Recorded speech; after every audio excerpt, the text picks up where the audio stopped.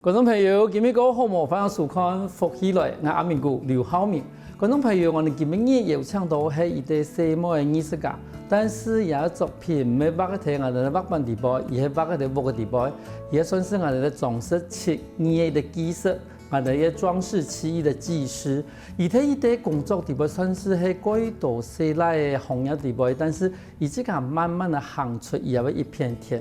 同时呢，伊嘛把伊即个学妹嘅去教我哋声音咧，无你讲我哋监狱嘅地步嘅，我哋马上欢迎今日来宾，我哋陈燕山嚟到现场。燕山好，主持人、各位观众，大家好，我是陈燕山，请问大家。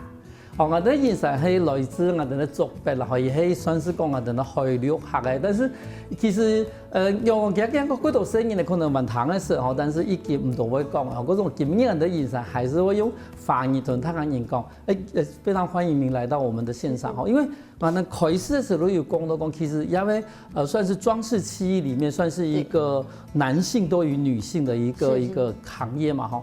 後面同我哋觀眾朋友，他要先講一下講，什麼叫做裝飾漆藝啊？裝飾漆技師最主要就是我們也是像一般的油漆工，我們也是從打底啊、P 圖啊、油漆這些都是一些基本功要學習。那再來是說，因為現在裝潢的要求，大家可能會越來越高，例如說它需要大理石，對，等等。那大理石一般家裡如果裝大理石，它會有粉塵啊。或是說它會有可能危險啊，地震它怕裂啊等等狀況，然後再來它是靠拼接起來的，中間會有接縫。那這個時候裝飾漆藝技師就是可以考慮請裝飾漆藝技師來畫，我們就會畫大理石用畫的。那今天你如果要換掉這個裝潢，你不喜歡這個風格，那是不是油漆一刷它就不見了？那危險啊，那粉塵這些問題都可以大大的降低。對，那立體的部分可能今天你要紅磚啊這些各種裝飾我們都可以用畫的，所以簡稱裝飾漆藝。然後我們是這方面的技師，這樣。講後來發等於如果還是會有同我哋的粉膜奶，就是跟我們的水泥先把一個基礎事後，基礎完之後，不管是說你日後要貼上大理石，或者是要做立體浮雕的，是這樣子基礎弄完之後，你再在上面去畫圖，是這個意思嗎？是，對，在上面上色。可能今天你想要二次大戰之類的紅磚，你可能會有一些天馬行空的想法。那這個時候可能目前就有的紅磚可能沒辦法達到你想要的風格，那我們可能幫你仿出這個紅磚立體度這些都仿出來以外，可能再給它染上顏色，那讓它的年代氛圍感都有了，那去符合你的風格設計風格這樣。好，所以說等於如果都算是我哋一般來講嘅話，譬如講我哋上方已經父母嚟上去嘅，冇得講我哋有的會係泰迪沙已經裝上去，但是我哋把它上面畫圖的話。就是假如說還想在上面畫圖的話，就是要麻煩你們來做這樣的施作。那一般來講的話，譬如講，當初怎麼會想要學這個技術啊？我大學完全學這個不相關，我是學運動的。然後就是有聽說有裝飾漆藝這個行業在台南職訓局。對。那我都知道這個好像是訓練讓你有一技之長，那我也不知道要幹嘛，所以我就去了。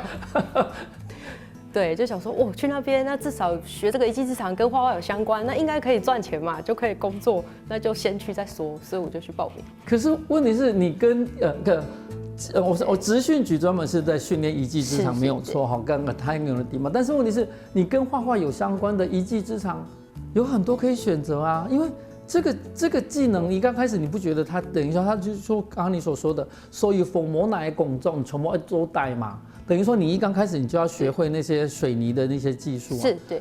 可是這一部分沒有嚇到你嗎？我進去哦，沒有。那不是一個對女生來說，那是個粗工吧？可能我本來個性就是蠻粗的，所以在那個環境下蠻自在，就覺得很滿意，一切都很滿意。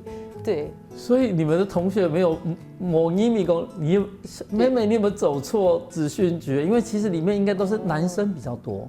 對，那個時候因為油漆畢竟大家知道，就是男生比較會選擇。對，而且是你前面還要有一個水泥施作的部分。是，對。對啊，那所以說在這一部分裡面，所以說水泥施作對你來說，訓練的時間沒有問題嗎？沒有問題，基本功已經過去了。意外開啟了人生的第二個專長。對。對。所以說其實除了運動之外，其實沒想到說，人家認為是出工的事情，对你来说其实是 OK 的。是因为这个不在一般升学道路里面。没有错。对，所以我一旦知道这个瞬间就哇，原来画画可以有这条路可以走，可以赚钱。所以说你是因为喜欢画画，是。可是问题是当时为什么不去走画画，去走了运动呢？老实说，是因为画画也需要成绩也要好一点，我成绩又不好，然后我也不是美术专科上去的，所以真的要跟很会画画的人比，我也是比不过世。对，竞争很激烈。对。可是有时节你想到差不多一啲，其实与伊的训练，同时与同画图有关系。但是问题係，也把画图归 tip 嚟講，它等于是完成，就是说父母那一部分，而且做好，而疊上體力上冇到縫轉，係咧係讓唱的上一畫。那這樣子的話，事前是不是要溝通呢？对，我们事前像我现在创业嘛，我事前的沟通会拉比较长，因为我觉得这个很重要。因为我最后完成的成品不是像一般艺术家，是我看了满意就好，应该是你要看得非常满意，再加上我个人还要非常满意，才是一个好的作品。对，所以事前的沟通我就会拉比较长，去了解你真正的需求。这样子，可能你们这个家里面每个人的需求啊，最后得到一个作品。可是问题我比较好奇的一点就是说，到底是怎么样子的一个装潢的需求，才会说在原来的大理石上画图，或者是说在红砖上面画图呢？就像举例来说，可能曾经有个业主，他们家是茶园他在那边是有一座山，然后有茶园的。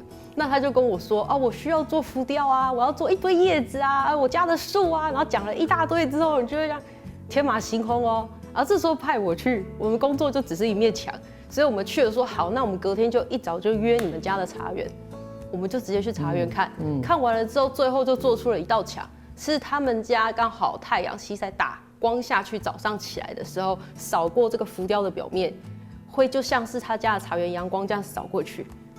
然后我说这是我去你家茶园的第一印象，所以我把它做出来。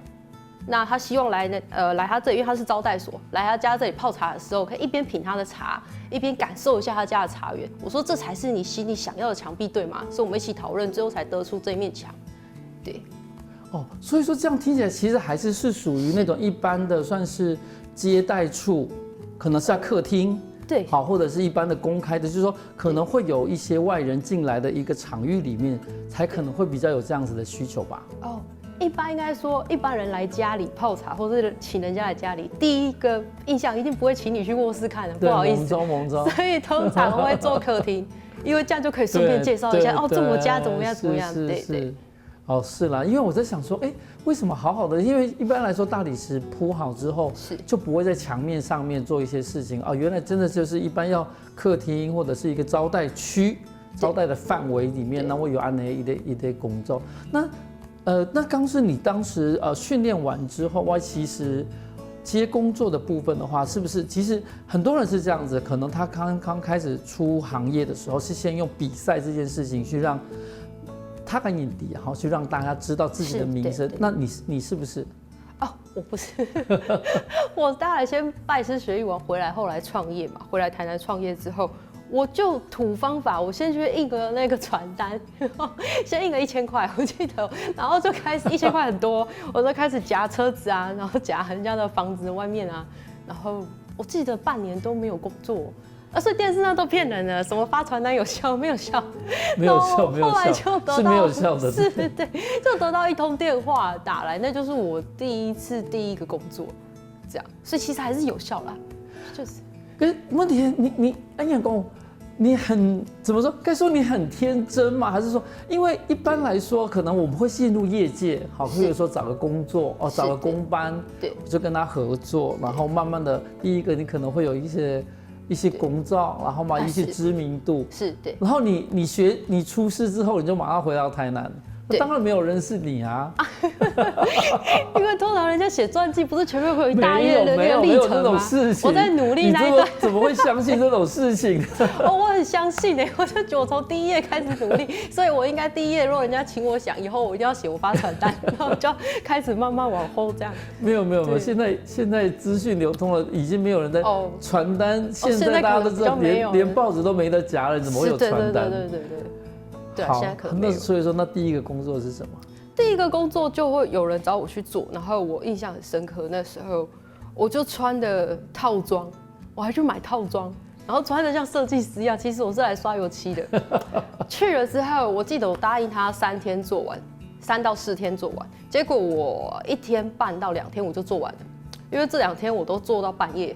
因为我很兴奋，我就是想要快点完成，然后让对方说好漂亮。因为我等了半年的第一个案子嘛，然后我印象很深刻，那个时候交了产品之后，对方就说，假设他那个时候说4万块，他觉得你才赚2天，那你应该就收2万块就好。当下我也是初入社会，就会有点害怕，我就觉得不是讲好多少钱吗？后来他就说，那不然你帮我画这个画那个，你都画完之后我再给你钱。我也不管，反正能收到钱就好，所以我又帮他画了这个那个，我记得就画蛮多，全部都弄完了之后，他就给我钱，然后我也没有难过，我记得整个就是很兴奋。那是因为本你偏的啦，但是就像头讲嘛，其实拿到要戏班人员，你还算是很开心的啦。超开心的，不管如何，对啊，收到钱就好了，对啊。但是而且原则上他做的东西可以这个有满意的啦。其实我刚刚本来很担心说你会跟我讲说，后来巴开的他不要，他叫你重画，我本来还很担心是这个故事，结果就是说他就是因为伊屯讲新意叫我2年的巴开的，可是以没讲其他东西录的。对。现在是没有人这么做的了，但是我觉得那个时候你还算是一个刚出社会的少女，所以说反正你满意就好，没有关系。我觉得对。可是加倍工作也要让你变得有自信，就是了。对啊，每一次工作都会得到不同的基地啦，这样对。可是好不容易轨道啊，在台南、苗啊，在陈义山开始接到体力工作，但是呢工作其实唔係咁簡單，人睇我哋呢白紅白圖，其實外國都有困難的部分，我哋休息一下，馬上過來。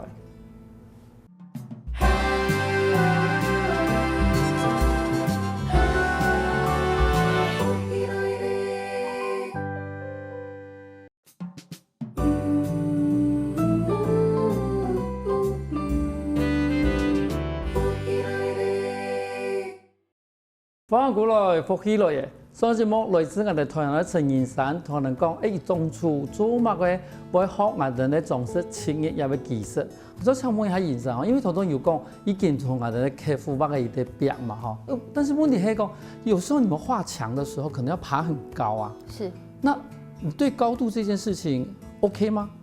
非常不 OK， 非常不 OK。我刚刚本来想说，你会说，我是学运动，我当然很 OK 啊。没有，我在问的那个，因为高度就是我那时候克服高度大概是小北百货买最矮的梯子，大概100公分嘛，我就不行了。不要看我那么大一只，就没有什么用，我就会害怕。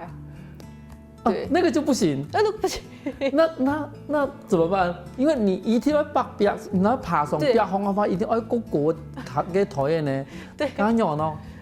那个时候我发现我不行的时候，因为何况还要会走嘛，所以就不讨论到那里，我连上去都没办法了，还要拿梯子拿什么，你没办法扶啊。所以那个时候我爸知道这件事情，就买了两把那个，就百货买那个小梯子，我们就每天吃完饭就去练习，从左边爬到右边。右边再爬到左边，这样就很难。然后之后再停在上面，然后 OK 了，我们觉得自己克服了，不会抖了，再去换，再买更高的梯子，就慢慢这样慢慢克服。对。可是问题，你懂图的学也会技术的时间都不用爬梯子嘛？当初在学这个技术的时候，要啊，所以硬爬。那个时候很怕，所以就看到别人，可能我们一起的同事，大家都是走来走去，只有我一个这边刷完再下来再移，对，就会成为累赘。所以这个压力让你很快的学会，就每天下班回去赶快再去爬梯子，然后隔天就会进步一点。对，好，等于如果其实也学个技术的过程里面，其实你也克服了很多自己以前不敢做的事情。对。可是应该可以在上面行业。现在就可以走来走去。确定可以走来走去吗？现在已经可以走来走去，都不会有什么心惊胆跳。不会了。因为真的没办法了，因为刚才讲上面过太嘅话，你真是要在上面行落下，也不可能讲又行下落，又行过一百上一，其实这样子其实还蛮花时间的。是真的。对，那这样子你开始有个第一个工作之后啊，那什么时候开始有第二个？后来当然不是靠传单，我们是靠一个传一个，可能你帮我介绍你的亲戚，亲戚隔壁的邻居，这样慢慢做慢慢做。那当然中间我们不可能一开始这么顺，所以我其实后面是先去做，例如说亲戚有房子，我胜利卡修啦，你就让我做看看啊，那我也是学个经验，然后慢慢请他们推广，那陆陆续续我们的课就稳定这样。没有错，永远看到以后啦哈，永远看到以后，然后都提讲，哎呀，那慢年作为如提讲，人家面上都会安尼慢慢的打吹。可是后来你这个开始已经看入以后，有想过可以参加比赛吗？有没有想去参加过比赛？我从来没有参加比赛，因为我蛮容易紧张的。包括人家在看我画的时候，可能业主、屋主在我背后看我画，我手会抖，所以我都会说，你要不要先干嘛，然后我再去画。就一直以来都这样，那些年都一直这样。然后直到就是当初拜师学艺的老师，就是老板，他有一通电话打来，陈一山要去比赛，不要，我叫你去，你不要去，好去，老师叫我做，我就一定会做。然后他说我是为你好，然后你就去。对啊，所以我才参加了第一次比赛，就世贸比赛。那是几百用的一种比赛啊？它是劳动部举办一个很大的比赛，在世贸，那里面就会来自各路好手，有油漆的啊，有上次提到的可能漆画的那个专业的选手，那跟业界的师傅，然后我就这样笨笨的就去参加。所以说，他等于就是说他健康的可能我有可能已经蛮的训练，某个蛮的学习跟业界的师傅一块比。是。那里面就会有业界的师傅啊，也有设计涂装的老师。对，好，那我们那就比赛啦。我记得印象很深刻，我是用抽签的，我抽到门口1号位置，我最讨厌的，因为大家都只看得到我，其他他们不能进去参加比赛，他们就只能看到我在比赛，所以很多人，那世贸很多人，我就很紧张啊，就真的是一直在抖，一个人看我就抖，何况几百个在那边一直看。然后我在比的时候，就有一个阿伯，他就走进来了。你在干嘛？我在比赛，也没有人把他赶走。我说你在干嘛？我说我在比赛，真的不好意思。他说态度这么差，很生气哦，就转头就走了。啪一下，我那个红色的油漆就嘎到那个电风扇，就啪啪啪啪啪，就跟人家那个欠钱没有还一样哦，就啪，然后我的那个画作就全部都是红色油漆耶。然后那个当下，我内心那怎么办？我就傻在那儿，我不要比了，反正最后一天了，这样我也不会干啊。就看着自己的画作啊，像被人家欠钱一样哦，就都红色。我就停在那，就空气中就安静。这个时候你就会听到很多的声音，因为瞬间有点呆住。我就听到印象很深刻，有2个人走过去，然后再介绍每一个选手。这个是来自我们哪个老师老师，这是哪个业界的？走到我这边哦。这位是那就有人跟他介绍。这个是来自工地的啊，所以呢，那个环境比较脏乱一点很明显，跟我们其他选手不一样。我内心好受伤哦。的确，我是来自工地，但是，然后后来又听到了一个声音，就是因为毕竟在这一行业嘛，就有认识的，他可能经过看到啊，就突然跟我说：“你快一点！”你说我们是装饰漆技师，随便弄个什么都很漂亮，你就随便弄。然后我就醒过来，然后就快点弄，就比完赛。就印象很深刻，就是那一次经验这样子。好，那我相信我的观众朋友都想讲，那有得奖吗？我得了第4名，还有得名啊，不错，真的是不容易耶。那不能是那后来那个给红色的漆你用来处理呢？那个红色的漆你怎么去处理它？那时候那一幅作品。就本来是海洋的背景，就给它渲染成那个带有红色的海洋啊，直接就变成海洋里面是带红色的红海一样这样子。好，那我可以理解，就是说就变成就是带有红色色泽的一个海洋。那说明的时候是不是要调整一下说明？就是说为什么会有？当作没看到它，我没有空想那个说明，因为好不容易完成了，然后就接着要说明了嘛。那我觉得可能我会得奖的原因是因为这一幅作品是跟我自己蛮贴切的。像我做这一行啊，这些年来开了这么多门之后啊，我一开，是我家的门不一样，因为我家的门口有挂了一个字画，客家谚语字画。然后我爸就会开始讲那个客家谚语，不管有谁来，他都一定要介绍一下那个客家谚语，以客家人为傲。我就会觉得有回到家的感觉，对，然后就会闻到我家有种一些桂花啊。新丁啊，各种就是客家代表的花，然后它就会种在旁边。反正那是一种家的感觉，就你觉得回到家。所以我的作品就是做了一个视川川剧变脸。我就会觉得，我每开一个门，我就会变脸。我一开，哎呦，是业主，哎，你好，你好，你好，你的脸就会很专业啊。一开是我爸，爸，我好累啊，大概是这种感觉，所以我就做了一个视川变脸的脸，这样代表我家的玄关绘挂的画。对。可是等于如果你这个伊的画作的伊的创作理念呢，其实还很获得赞同的。是。好，即便就是说他后来真的是很不幸被。对啊。哎，可总统，你就要讲你这个卢卡湾门还有一些客家的对联，你们记得吗？啊，因为我不太会讲什么客家话，但是那个我会，好就是说，或者说一春润顿百花开，离调几家另外背。三年匆匆烟空多，四下几家酒醉贵。五行插马别别走，六法必步慢烟开。七蕊轻狂练天雄，八里撇啦随西来。九山门楣意外开。对。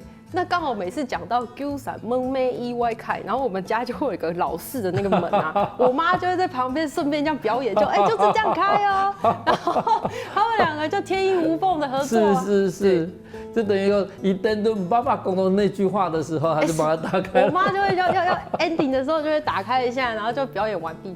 哎，嗰时睇到卡路，大部分都讲海陆嘛。哦，对，我爸几乎都讲海陆。那妈妈呢？妈妈是台北人，但因为她嫁给了我爸，她就也很会讲客家话。真的、啊？对。可是两万岁，我爸爸妈妈差不多讲海陆。对。可是那一般来说，你们会理解，就是说，因为你们是竹北人嘛，你们会回竹北吗？会，就是扫墓啊，还是我爸在找朋友就会回去。我想吃个板条啊，就要回去竹北一下这样。因为头先你讲，其实铁路卡是好像似乎是常常都可以看到一些客家的元素在家庭里面。对，包括像我结婚的时候，我爸就腌那个老菜脯啊。我们家3个女儿，所以就有3瓮老菜脯，油纸伞啊，各种。我们家就是几乎都看得到客家人的影子。那不容易耶。其实现在还要在生活里面还要去参加一些客家文化，其实是等于是说。自己很认同自己是个客家人这个根啊。对，他很认同他是客家人。可是对你来讲的话，你要在画作里面会不会会想要说，把客家的元素放进去啊？就是如果说我们今天有遇到像有客家人的人，这时候就很聊得来了。我也是客家人啊，然后就会可能会想要做一些传统的东西，可能是他当初没想到的。那我们就会把它的元素融入在里面。对。那一般来说，其实你的按你的画作来讲的话，怎么样去跟业主做沟通？因为有时候有些业主是讲的那种的天花乱坠，或者是说以这个如你这个爱马的啦，我觉得很多人都是这样。那你怎么去把它变成具象化，或者是说把它变成一些要画草图吗？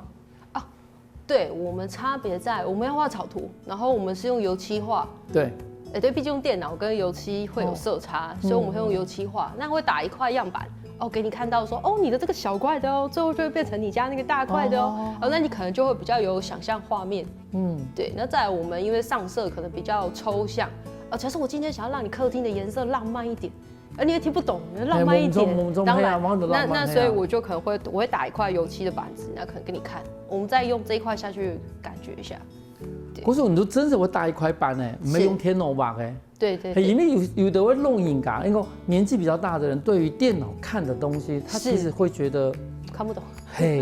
明明他就觉得好像没有想象力，可是你真的画一块壁框。对，我们真的就用油漆，然后从头到尾就是木板，然后做到浮雕之类的，就完成一整块给你看。那你是摸得到的，就一样。那你就可以感受到是不是跟你想要的有落差这样。对。嗰時我哋看好嚟，其實我以接觸到我哋啲銀行來講嘅話，以天愛提交通到嗰啲知識，有時下我喺嗰節目我哋買嗰度嗰精彩故事哦。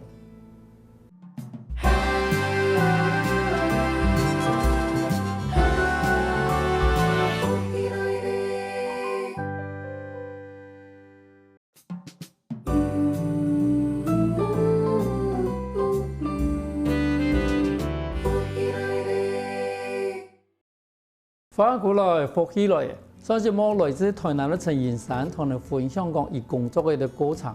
我就想問一下，因為其實你這個已經工作算是蠻有一站的了哈。那回想起你們當時在開始，所以說從發傳單之後到現在，有沒有遇到讓你覺得說，差一點做不下來的事情？有一次我做了一面牆啊，然後我假設我答應他幾號要做完，但是他就說，那我鑰匙給你，你隨時都可以來做。啊，那假設20號做完，可是他可能5號、6號就跟我說你到底做完了沒？可是我明明說20號才要做完啊，他就說不行，我給你鑰匙了，你不就是應該每天做到幾點，就是要提早做完，不然我給你鑰匙幹嘛？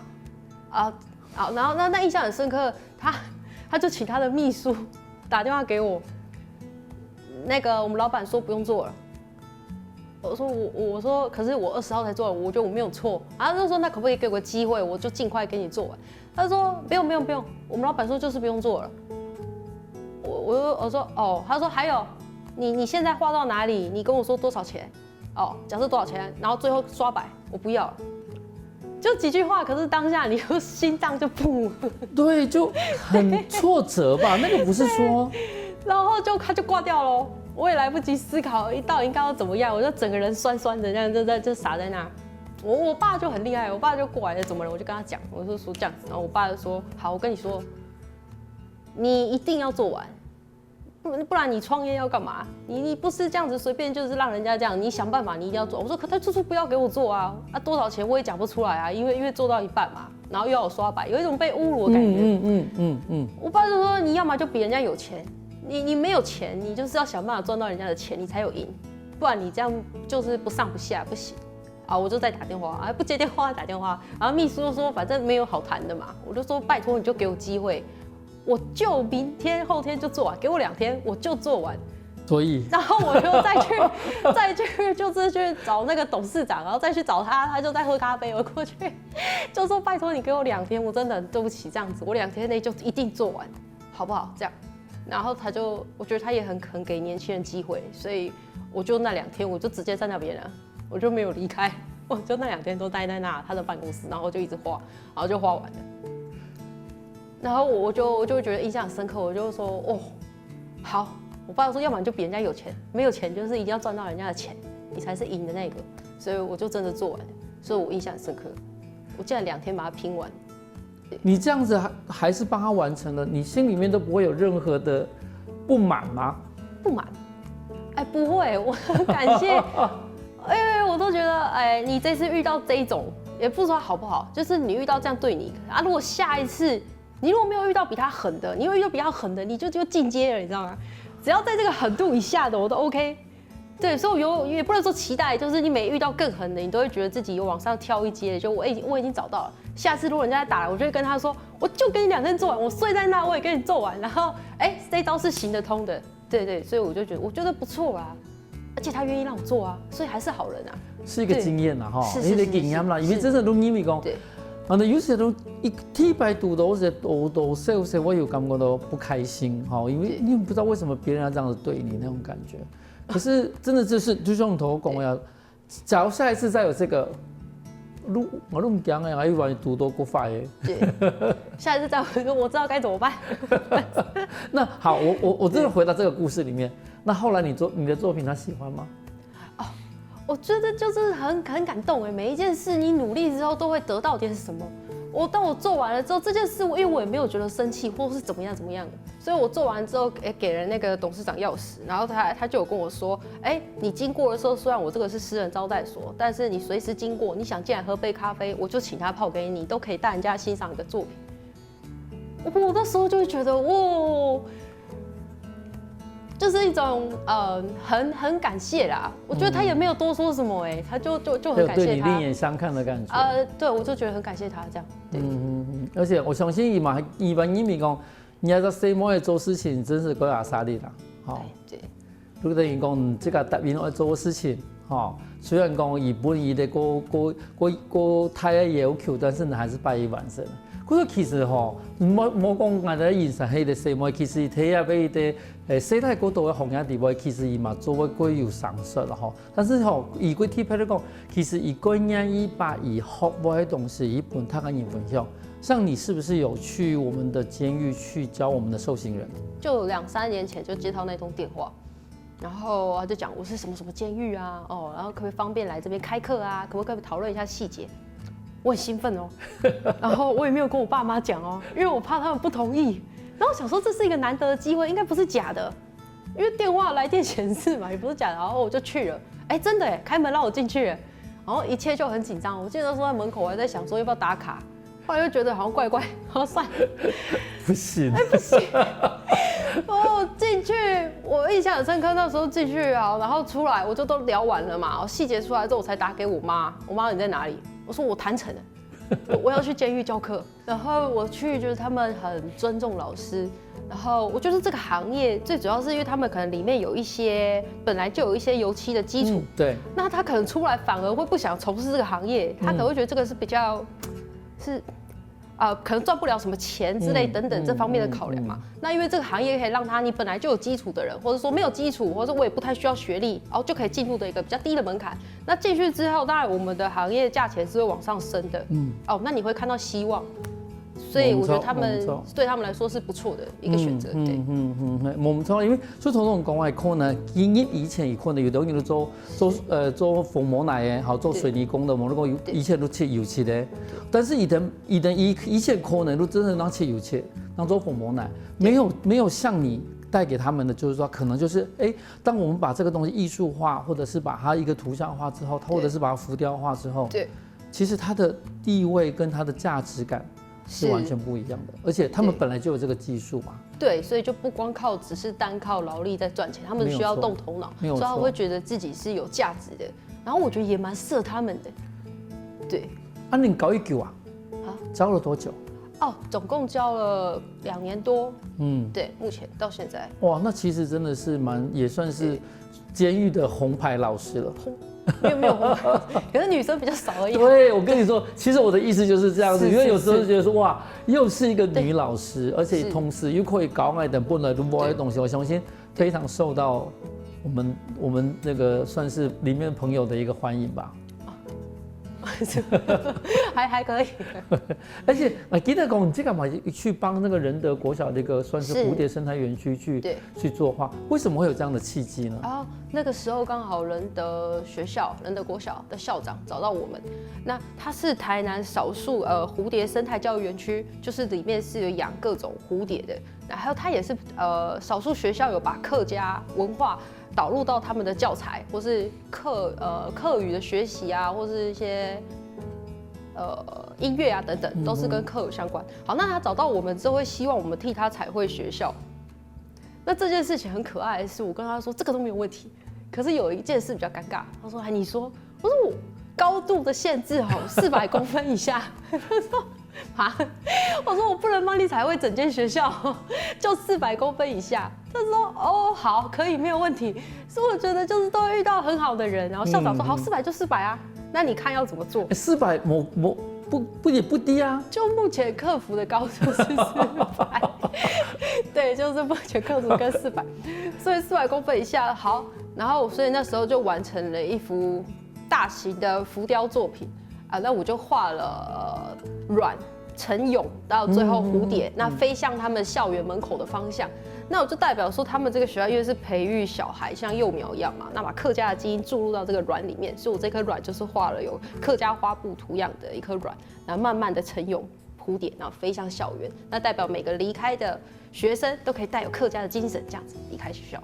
對，咁有乜作品做起後，我哋睇緊人嘅反應樣呀？好，大家的反應呢？